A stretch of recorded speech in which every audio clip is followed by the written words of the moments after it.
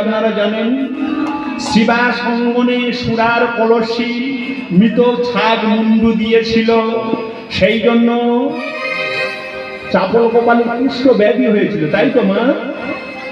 আচ্ছা, নিস্তারিণী সুযোগ পেয়ে সেই সময় ভালোবাসাটা দেখুন কোথায় রেখেছিল?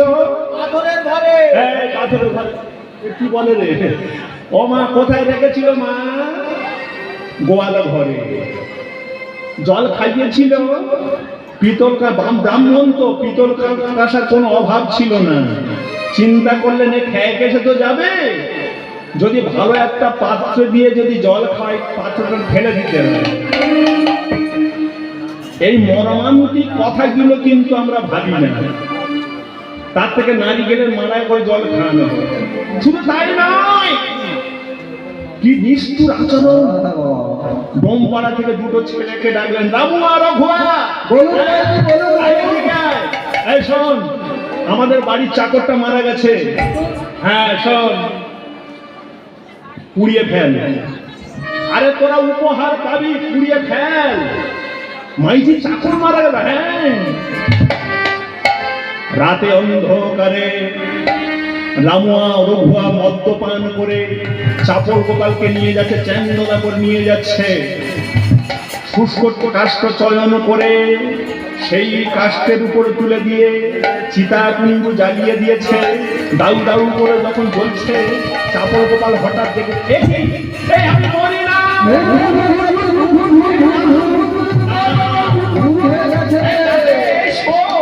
এই রামুয়া রঘুয়া, তোরা কি চিনতে পারিসনি আমি তোদের সেই চাপল কাকু? কি চাপল কাকু আপনি? বলে হ্যাঁ আমি। কেন?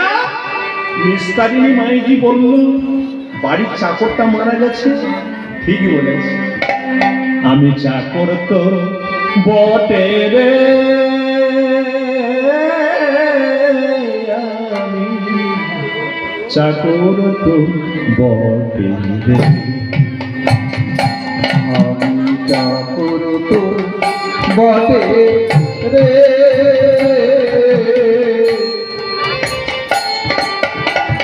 চাকর তো বটে রে। এই সংসারের জন্য দিন রাত পরিশ্রম করেছি, মাথার ঘাম পায়ে ফেলেছি, যারা মুখে হাসি ফোটানোর জন্য স্বামী বলে পরিচয় দিল না। আমি চাকর, সংসারে বোঝা বইতে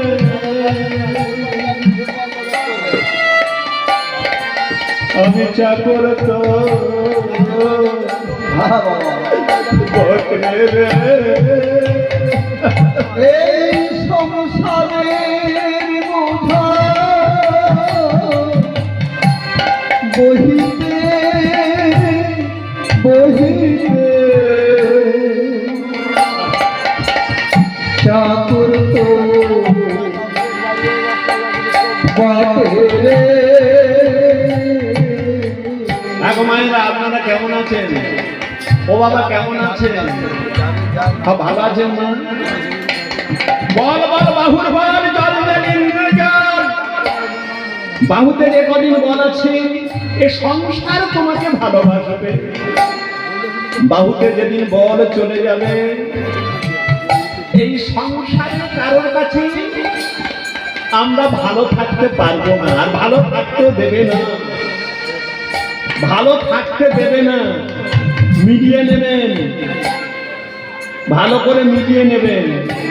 যে সংসারের জন্য এত পরিশ্রম করলাম, কেন একটা সিনেমায় আপনারা দেখেননি বাবা কেন চাকর? একটা সিনেমায় কিন্তু বের হয়েছিল বাবা কেন চাকর। সংসারে বোঝা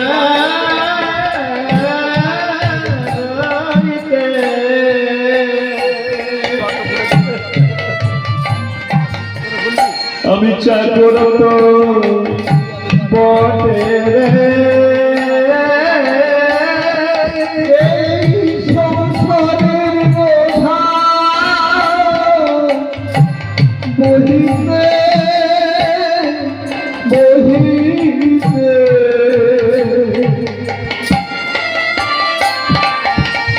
চাকর তো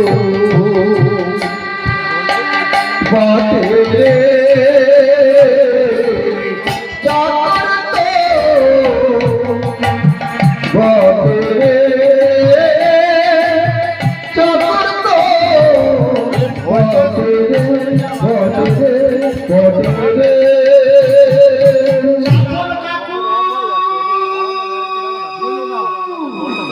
চাপন কাকু, আমরা ভুল করেছি। আপনাকে আমরা সংসারে ফিরে যাব না রে, না রে রামু আর রঘুরা, আর আমি সংসারে ফিরে যাব না রে। যে সংসার আমাকে ত্যাগ করেছে, যে সংসারের জন্য হাড় ভাঙা পরিশ্রম করেছে, সেই সংসারের কাছে আজ আমি ঘৃণিত। কারণ আমার ব্যাধি হয়েছে। যেদিন ব্যাধি আসবে মা, সেই দিন পরীক্ষা আপনারা পেয়ে যাবেন কে কতটা ভালোবাসে। ছেলে কতটা ভালোবাসে সেই দিন পরীক্ষা হয়ে যাবে, স্বামী কতটা ভালোবাসে পরীক্ষা হয়ে যাবে, স্ত্রী কতটা ভালোবাসে পরীক্ষা হয়ে যাবে।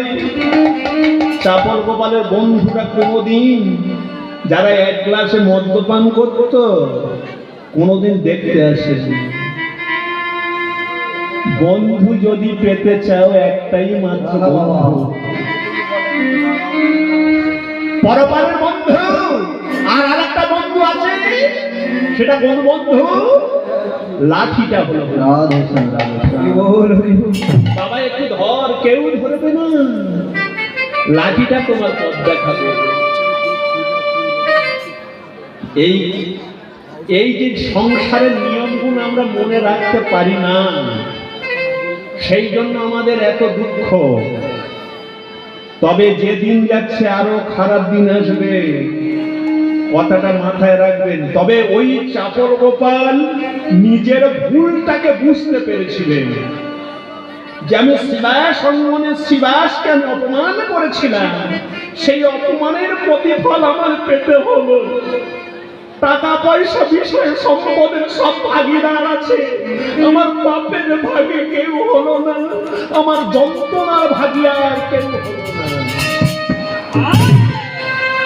পুনরায় সেই শিবাসের কাছে গিয়ে ক্ষমা ভিক্ষা চাইতে হলো। নামের প্রভাবে তার কুষ্ঠ ব্যাধি নিরাময় হলো। সেই জন্য মা, এই সময় এসেছে, এই সময়টা আমরা কিন্তু খেলায় নষ্ট করব না, এই কথাটা মাথায় রাখতে হবে। আর হরিনামে কাজ হচ্ছে না কেন, সেই কথাটা, হরিনাম বেড়েছে কারণ এটা আমার কথা না, অল্প জীবী অল্প ভুগী ঘরে ঘরে হরিনাম। কথা মাথায় রাখবেন। কি বলছে? অল্প যতদিন যাবে ভোগ কমে যাবে। আগে ছিল পালি, সে পালি চলে গেছে। অনেকে আধ বালি চালের অন্ন, পন পালি চালের অন্ন টেনেছে। সে পিঠের খোড়ার নেই, সে গুড়ার খাওয়ার নাড়িও নেই। ভোগ কমে যাচ্ছে, 150-200 বেশি আর মেশিন টানছে না। অল্প ভুগী অল্প জীবী, পরমায়ু কম হয়ে আসছে। যাদের হতে দেখলাম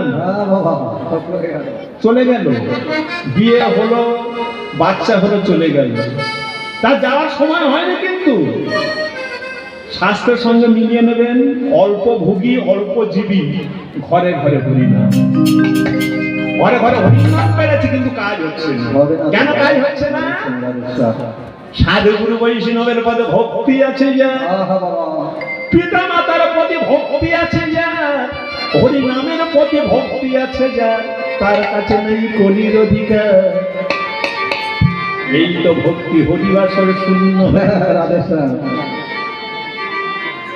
এই তো ভক্তি। রাত জাগতে হবে।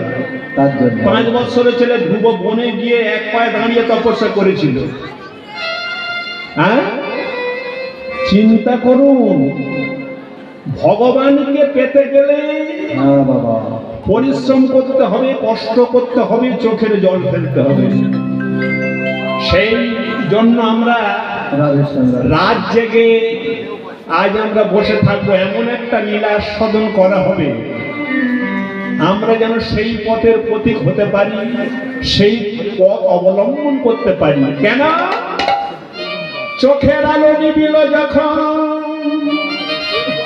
তোমার জ্ঞানের আলো জেলে জেলে একলা এসেছি মনা, একলা যাব চলে। গেলাম এসেছি মনা, একলা যাব চলে। একদিন তোমার চোখের আলো নিভে যাবে, চোখের আলো তো নিভে যাবে, তাহলে কোন আলো জানবো? জ্ঞানের আলো। সেই জ্ঞানের আলোটা পাবো কোথায়? অজ্ঞানম তিমিরান্ধস্য তিমিরান ভস্ত জ্ঞানাম জ্ঞান শালাকায়া সালাকায়া চক্ষুরুবিদ্যং জ্ঞান তস্मै শ্রী গুরবে নমো নমো। তাতনায় শ্রী গুরবে নমো নমো নমো নমো নমো। এ দেহ নমো, হে গুরু তোমার চরণে দেহ মন দিলাম। দেহ মন দিলাম। হে গুরু গো, আমার অজ্ঞানের পথ, বাবা এই পথে আমি কেমন করে চলবো গুরু? আমার জ্ঞানের আলো জ্বালিয়ে দেয়। রাধেশ্যাম বাবা। সেই জন্য মা,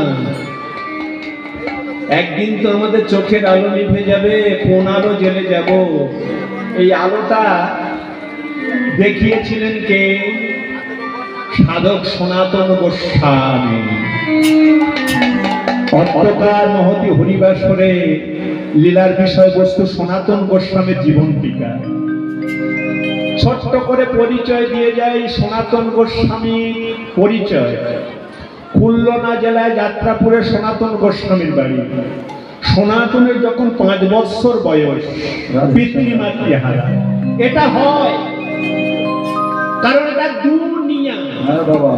দুটোকে নিয়ে হলো দুনিয়া। দুঃখের ভাগ সবার নিতে হবে। কি গো মা?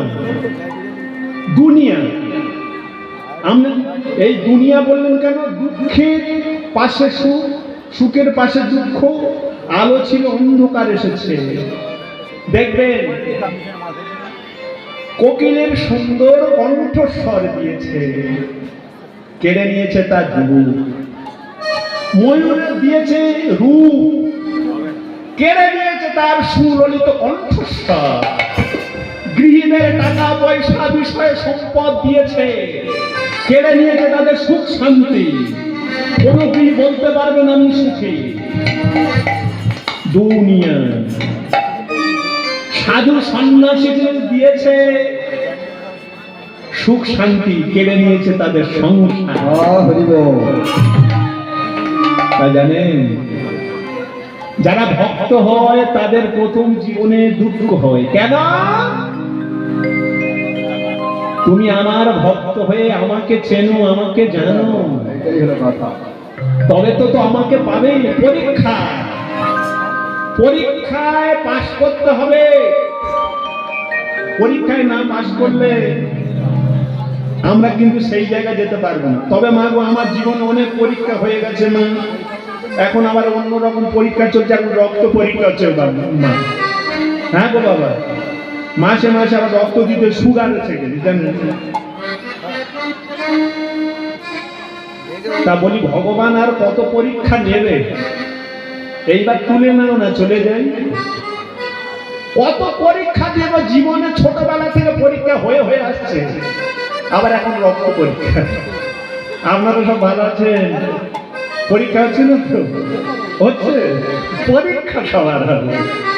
হ্যাঁ, তাহলে দেখুন, ওই ছোট্ট ছেলেটি 5 বছরের ছেলে, পিতৃমাতৃ হারা। পিতৃমাতৃ হারা হয়ে নির্জন স্থানে বসে কাঁদছে আর বলছে, ভগবান তোমার কত সুন্দর সাজানো সংসার, তুমি বিশ্বময়, তোমার কি রূপ, আহা, সুন্দর মা।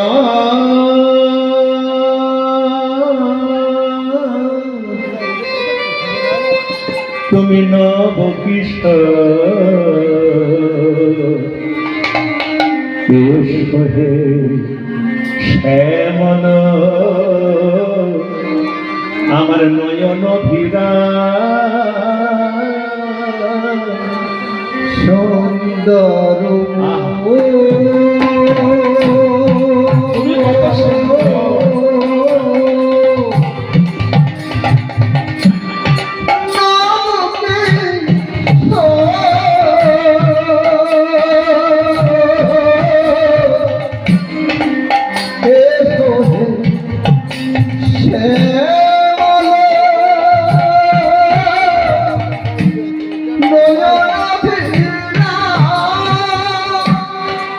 আরতির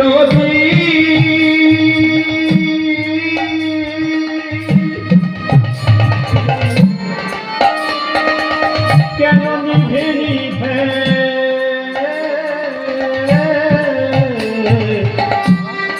নিভে নিভে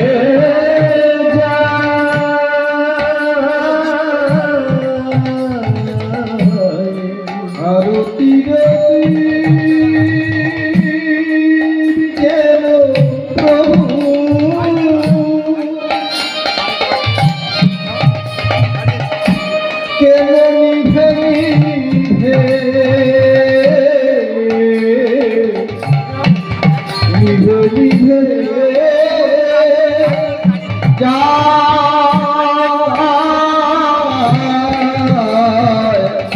মিলনের ফুল ফেনা বিরহী সুগা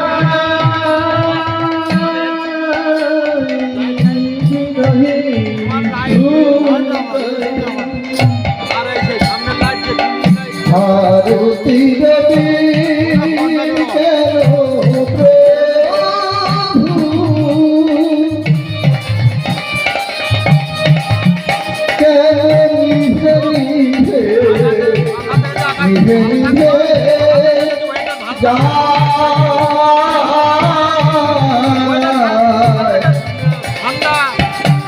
মিলনের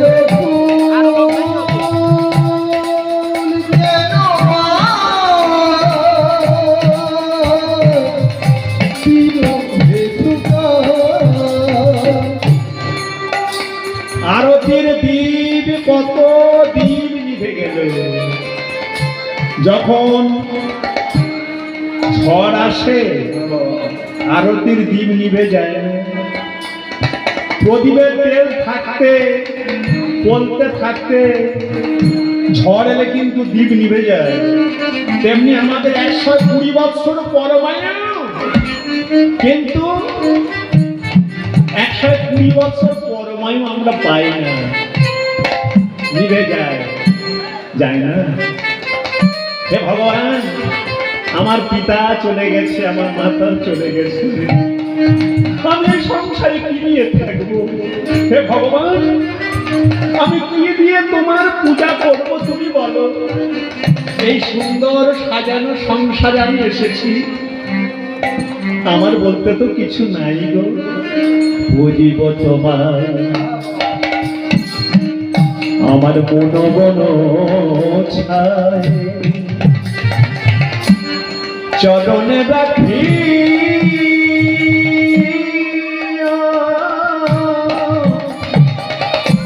আমার প্রীতি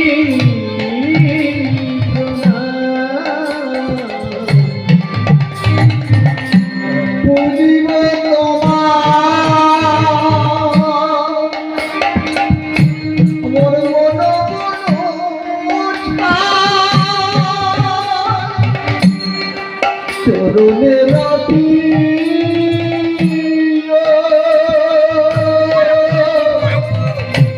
প্রভু প্রণাম। এ জীবনে হায় যদি না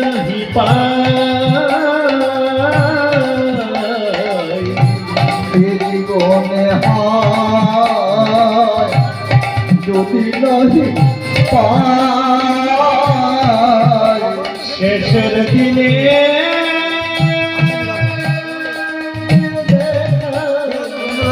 দয়াময়, ওহে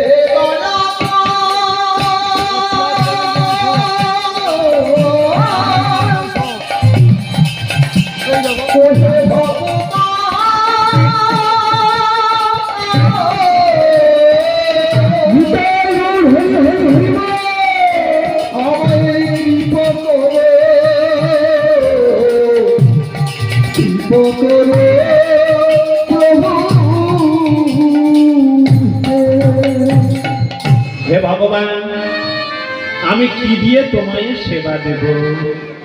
হ্যাঁ গো বাবা,